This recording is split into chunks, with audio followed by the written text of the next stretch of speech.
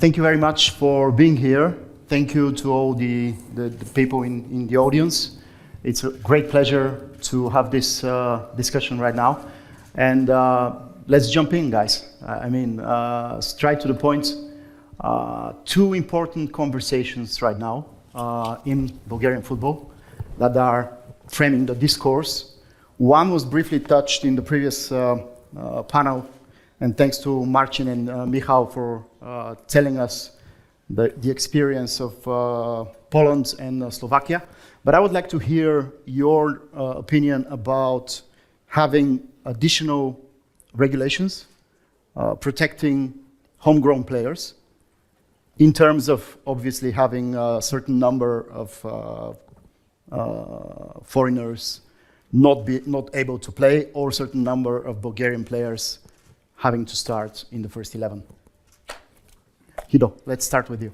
Yeah, first of all, thank everyone for inviting us. Todor, thank you. I have to say one thing: when I grew up as a little boy and playing football on the field, I wanted to be one player, and that was Andrei Zheliaskov, because he was the first star at Feyenoord. So that makes it extra special to be here. In that time, there were a lot of regulations. Now, I have to be honest, in the Netherlands, there are basically none. So you can field whoever you want. The only regulation is on the salary of non-EU players. So the non-EU players in the Netherlands have to earn at least the average of the salary in the Netherlands, which makes it, for an 18-year-old, close to 300,000 euros a year, which for a lot of the clubs makes it very difficult to sign non-EU players. Not for the top clubs, not for Ajax, PSV and Feyenoord, but for the clubs, especially the second tier, it makes it difficult. So they have to be more creative and look at EU players. Thank you. Hello. I think in Czech football there's actually no regulation.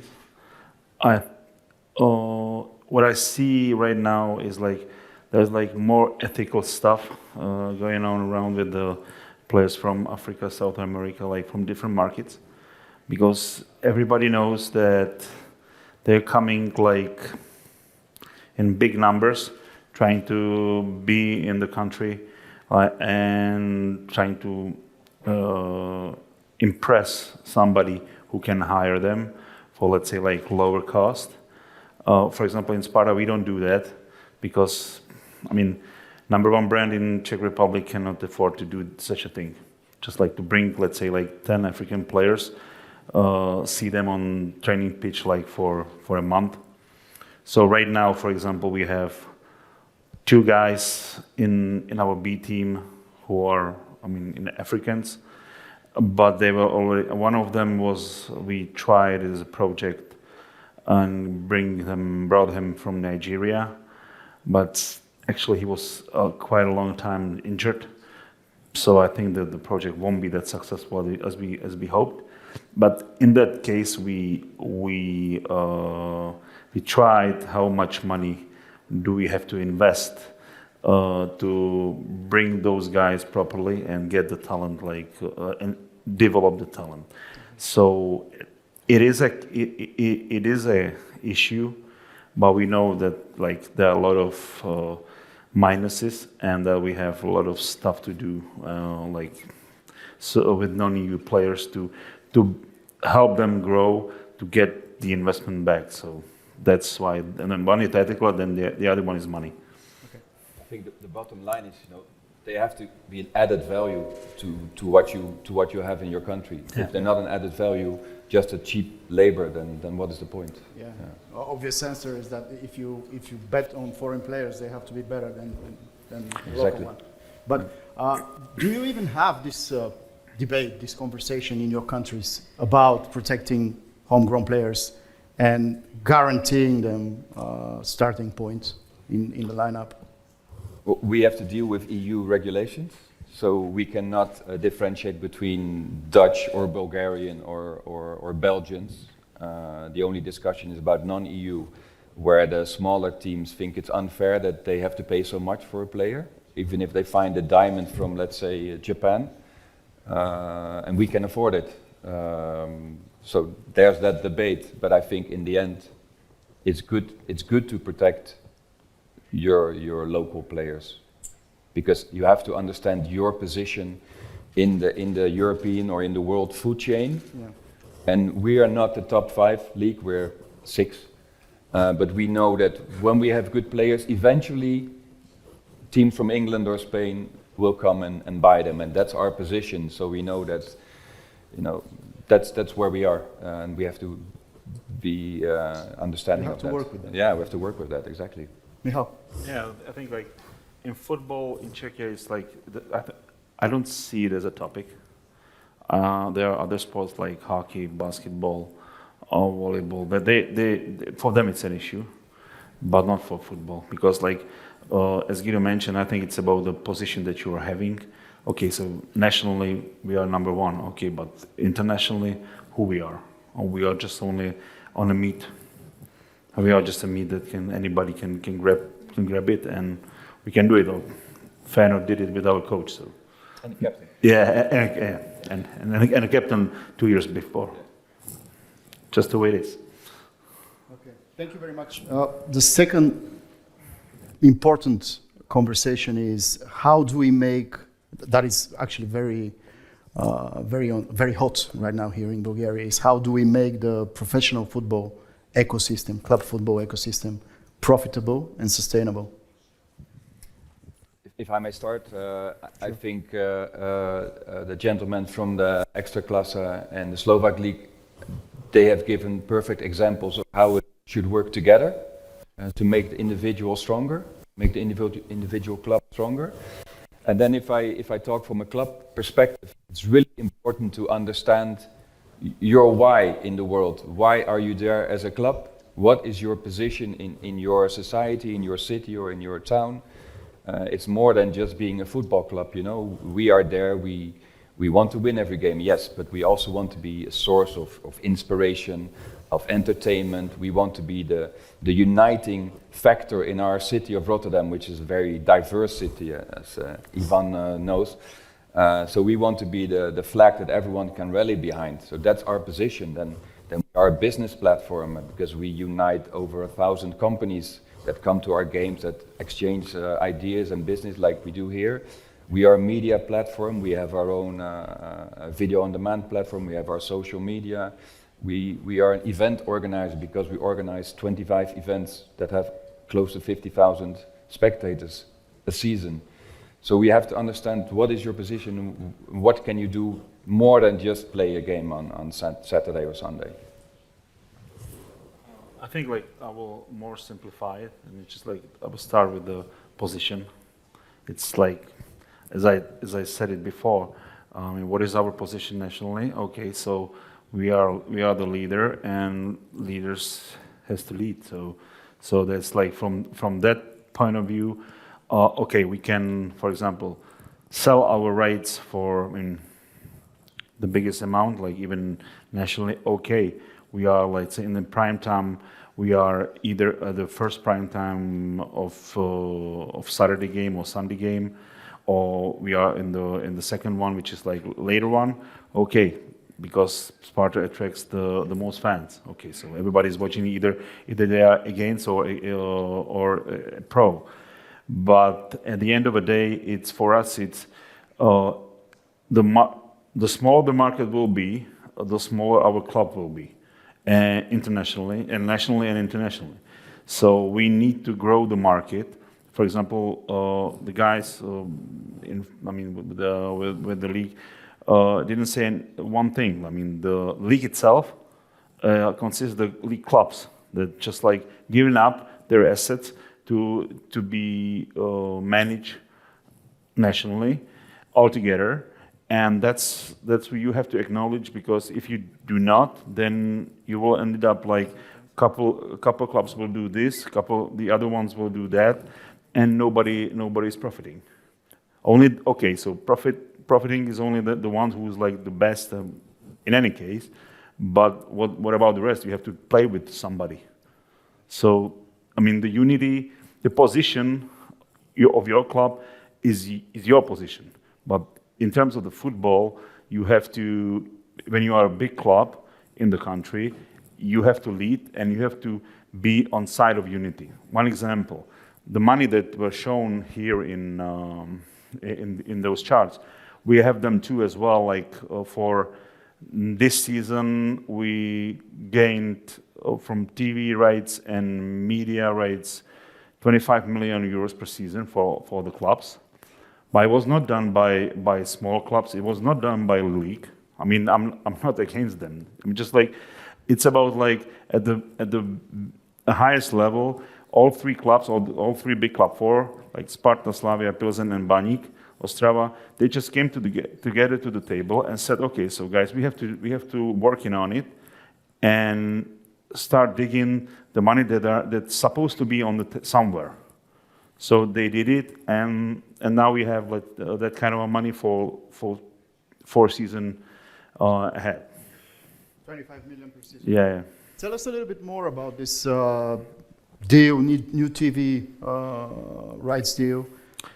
I'm familiar a little bit with the Czech market, having worked with Victoria Pilsen, but you can explain it from the position of the leading club in the country and how you actually join forces, realizing that you are competitors on the pitch, but you have to work together outside the pitch to achieve a better product. Then there was like, I mean, there are a lot of issues that had to be solved. The biggest one was like the anti-monopoly office, I mean department, said you have to make the tenders. Yeah, and then they said you have to make the tender for each and every part you are selling. So broadcasting rights, media rights, betting streams, and this and on and on and on. More than half of it is our broadcasting rights because we have like box office O2 TV, which is owned by PPF Group. You know him from here from Bulgaria. And they also have like CME, they're owning CME. And for them, it was like, okay, we will support football, but we need to earn the money. It's not about like we will support it because our owner likes the football. It's just because we think then there's something behind it. Like if it's a internet connection or TV payments, like for installments for the TV set, doesn't matter. Monies are there, and then just run the tender, and they won it with a big price because nobody was able to match it, even though there were other offers. So it was. I mean, basically, it's about like you have to know the market, the demand that is like from the partner or something else. And then they are doing tenders. I mean, if you are doing we also had, let's say, backdoor deals before that. If you're doing it, you just like you just ended up like, I guess like half of it or 1/3 of the final sum. Yeah, you basically undermine the product. Yeah. Gidо, tell us a little bit more about the way you communicate with your big competitors on the pitch. By you, I mean Feyenoord, obviously. Yeah, so in the Netherlands, like Extraklasse in Poland, we have Eredivisie CV, which is a company that runs the league. So they organize, let's say, monthly meetings for all the clubs. If there are extra sensitive topics or topics that sort of is more specific for the big three, then PSV, Ajax and Feyenoord, they just get together and we discuss it. And we try to find the mutual point because we usually have the same vision and we collide a little bit with the smaller clubs because they have different interests. But that's how we try to find common ground and then convince the rest. Okay. One thing that probably the audience would like to hear for sure from you is how do you distribute the TV money? The big, let's say, dispute here is in Bulgaria whether the big clubs need to receive more or we need to go and keep the situation as it is now with more equal distribution between all the clubs in the top division. Yeah, I think ours is similar to what was shown on the slide. So there's a distribution based on coefficient, based on performances over the last 5 or 7 years. I'm not completely sure. So it's based on performance. But it's not based, okay, you're bigger, so you're getting more money. It's not like that. No. Yeah. Same in Czech. Right now we have also like, there's like one part of it is like how much marketing, how much do you market your club? Yeah, so there are like KPIs that says, okay, so you're doing this, you will earn more money. Yeah, so because at the end of the day, it's about the league and then the partner who's the owner or who's owning the rights. He needs to make a reach. That's what he's asking for. Now I'm gonna, because you mentioned Gidо, why, I'm gonna quickly draw up a picture here. Okay. I'm gonna ask you to comment on that. This is something that in UEFA Academy are crazy for, so I'm okay. as a person educated there. So if we go with the circles, and this is the smallest one, here each organization has 3 important questions to answer. Football club is obviously an organization, we agree on that. Here is what? That's the easiest question. Here is how, and here is why. And I want to hear from you, how do you answer these questions in your club? And did you, especially you, Gidо, having a huge experience, 23 years, if I'm not mistaken, did you ever have a situation when you had to redefine those questions for your club? Yeah, I mean, so I started with the club in 2001. We had 2 near bankruptcies, 2005 and 2010.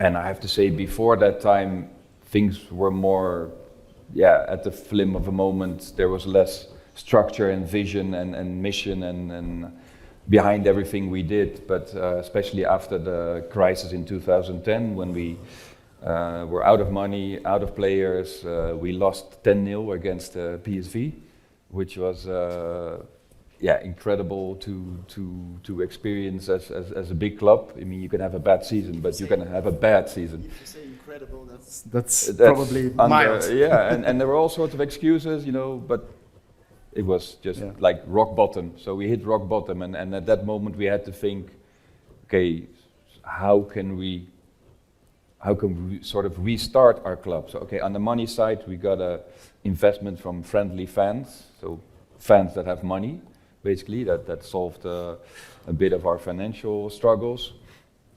But at the board side, we had to rethink our strategy, and then we had to really look at, so what are the 4 pillars of the club? And the first one is the youth development, because that's actually what saved us, the fact that we keep developing our own players, that we keep putting them in the first team and in the end sell them. So since 2010, we have sold close to 256 million euros, and of that 200 million is homegrown players. That's transfer revenue? Yes. Wow, okay. And then we also had to rethink the mindset within the club. So we said we have a top sports climate, we want to do everything perfect, we want to improve in every field, not just on the pitch, but also inside the offices, inside the boardroom. We have to do everything at top sports mentality. We also thought about what makes us unique. So our uniqueness is probably in the way our fans experience the game and the atmosphere they create. Definitely. So we cannot do away with that. We have to cherish that and we have to build on it.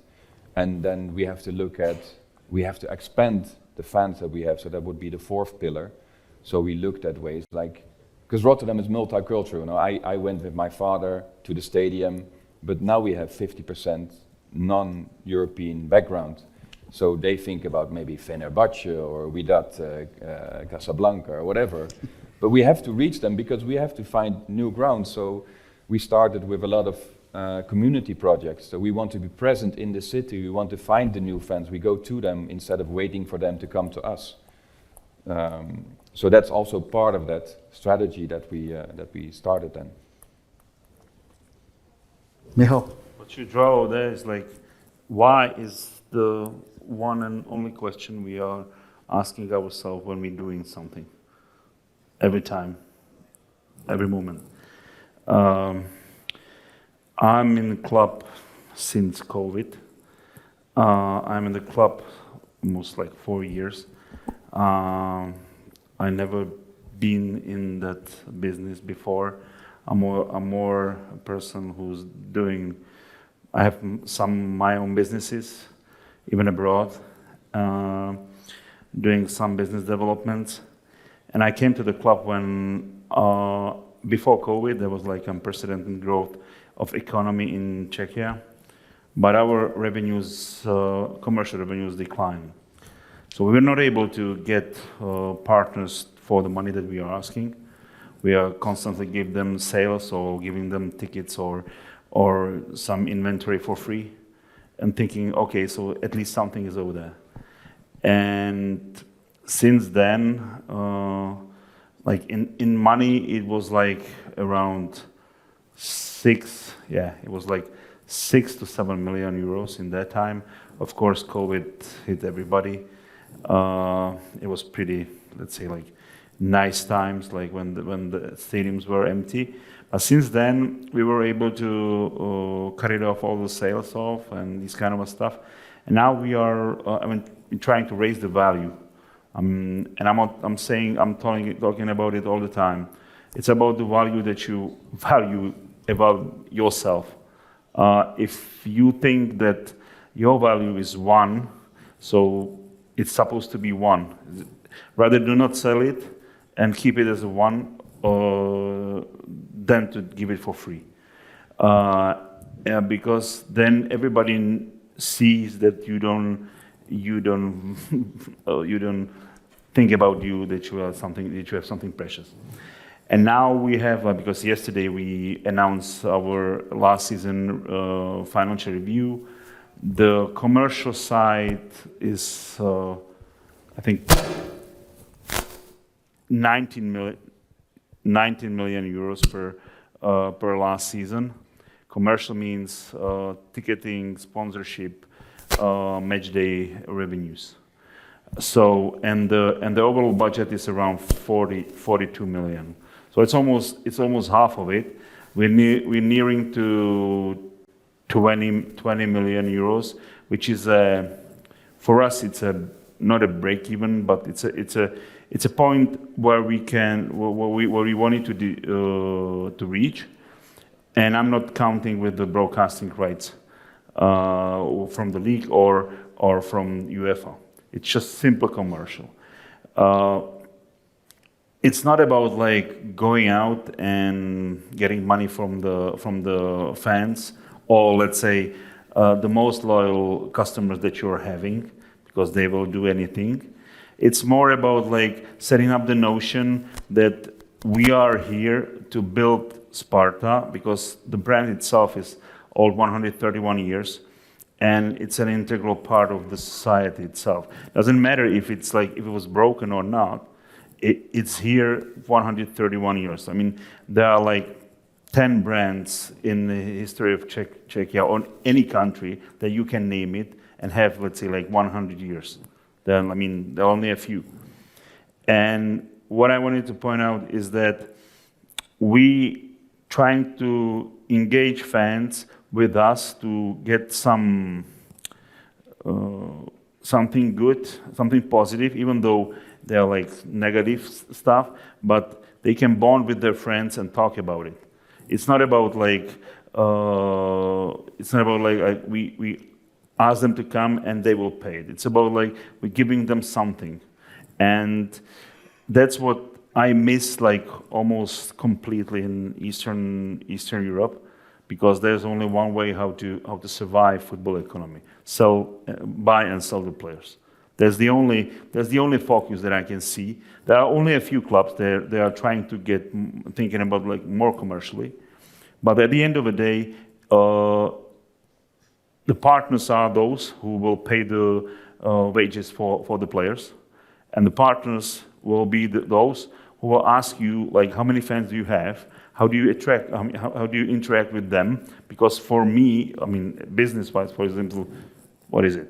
Flow water needs to be seen everywhere, because their goal is to sell the water. Their goal is not to support you. I mean, their goal is to sell the water. So they need to be everywhere, and that's why that approach is right now in, let's say, like in our minds, and all the time we are asking like, how do we engage people to put them on the pitch, on the stands or anywhere? How much money we can earn? Of course, brand exposure of the brand itself is really important, but we try to deal with the partners, because we are telling them, this is what you will get, not the fans, but the engagement. While we are talking about creating value, last night you told us a very interesting story about, because you are directly involved in hospitality and selling hospitality packages at your stadium. How do you create value from hospitality, and what are the approaches you were trying to fight in your club? I briefly mentioned it. When I started, we had, let's say, like the best seats in the stadium were like, a board price was 6,000 euros per season. But there was none of the partner was paying that. Everybody was paying like around 3, and they were mad that they are paying 3. They don't have it for free. So what we did, of course, when you are successful, everybody wants to be over there. Yeah. So what we did, and our capacity of hospitality is really low, is small. But what we did, we were just telling them, okay, so you can buy packages for season games, but if you will play against Slavia, which is a derby, we won't sell you only one game. You have to buy with, I mean, the lower league table teams, like in 3. If you don't want it, okay, sorry. And then we wait, for example, okay, so one game was away, and then we saw 2 games. Yeah, and it was like that, and the notion of the partners was like, okay, I'd rather buy it for the full package than just to be here and was just like calling you all the time if there is something. So that's only one example. I think like in this room there are a lot of smarter people than I am, and you know your partners, your people around you, how to sell them the product, because at the end of the day, everybody is saying, okay, we're playing for the fans, we're playing, and the owner at the beginning of the season will say, oh, I would like to go and I would like to fulfill fans' dreams. I don't want to touch anybody. How many people are in the stands when Razgrad is playing Europa League? You know what I mean? I mean, just like we face the same situation as well. When I see the old pictures from, I don't know, 10 years ago, we were playing Europa League playoffs in the spring. There were hardly 10,000 people. 10,000 people. Now we have like capacity of stadium. It's like for European games, it's 17,000 only. We are right now we will build a new stadium like in 8-10 years. It will be like 35. But in that time, it was 10,000. Now it's sold out. And we have like continuous sold out for games like European domestic 140 plus. I don't even count it. So it's just like, you have to change the mindset that, and the work itself that you're doing for the people, for the fans. You don't do it for your own purpose. I mean, actually you do, but at the end of the day, if you wanted to build something, the legacy, anything, you have to, because the football itself can be like, as Giddo said, it's about the community, it's about people who are going over there to see football. They don't care about, they do care if you have good results, but if you are able to find a way how you can put them together, you will make a stadium full, even though you are a lower table team. Let's talk a little bit about data in football. Going to the CRM or FRM, Football Relationship Management. The broader concept is basically getting the right message to the right person at the right time. Share a little bit more with us about how you do it in Feyenoord. So we've built a database of our fans. So we have over maybe 1.5 million registered fans in our CRM system, and we constantly enrich that system with information, more information. We want to know everything about them, where they live, what they do, what they like, who they go to the games with. So it came down that all the fans have their own profile. With that, they log into the website, but also to the ticketing, to the fan shop, to the video on demand platform that we have. Integrated system. It's an integrated system. I think the name is Sport Alliance. I don't know too much about that, but the point is that we know who's coming, we know what they like, we know when they have a birthday, we know when they're usually on holiday, we know when they're thinking of buying a shirt for someone, so that we can target them with everything we do to make sure that we get the best result out of it. Michal? We are having the system as well, not from Sports Alliance, even though we know them. We have like check-based system. Now we have in the database like 250,000 people who, because we have the same single sign-on system. But at the end of the day, I think like, I will just continue what I said before. I mean, football itself, it's just like, for us, we have like 850,000 fandom base. So it's just like a regular B2C supermarket or some, I mean, the middle-sized one. Those are the customers, and you try to communicate with them. So nothing that you won't be able to see anywhere in other businesses. It's not, I mean, I think there is like there are a lot of stuff going on around like football economics and these kind of stuff. There is like monetizing the fans and these kind of stuff, and it's really, how to say, saying, okay, so we will monetize the fans, and when you are in the club, you don't want to monetize. I mean, you just wanted to create something good. You feel yourself as an event agent, agency Manager. or manager, because you're doing like 20 plus events per season.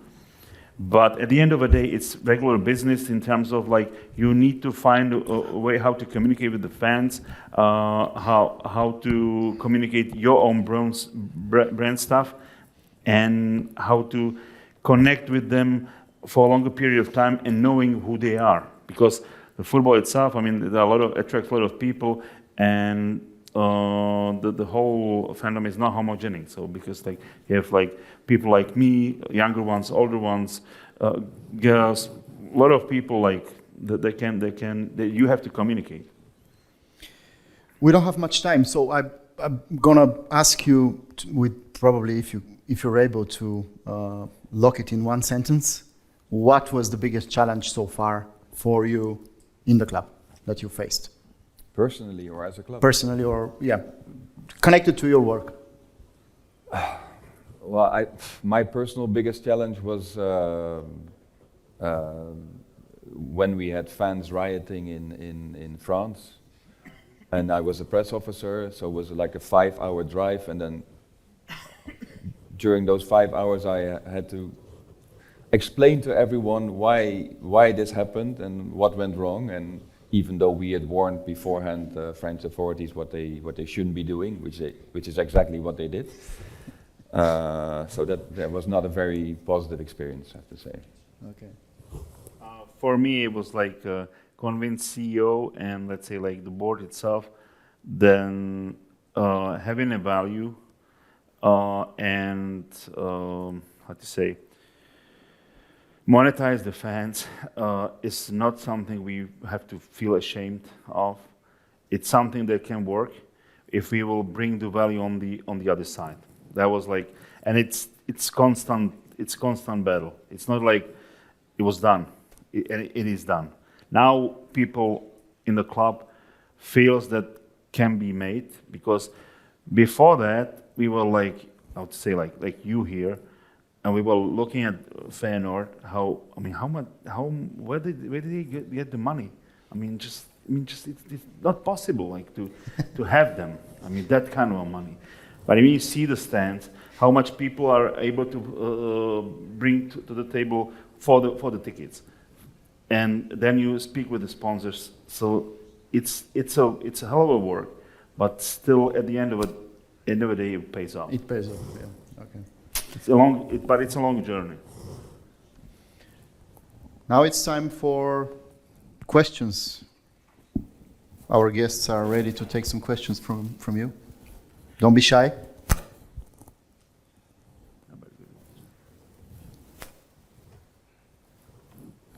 Not too many questions. No. Everything is clear. Everything is very clear. Okay. Thank you very much for your participation. It was a great pleasure, and I certainly hope that it was useful for the people here. Thank you. Thank you.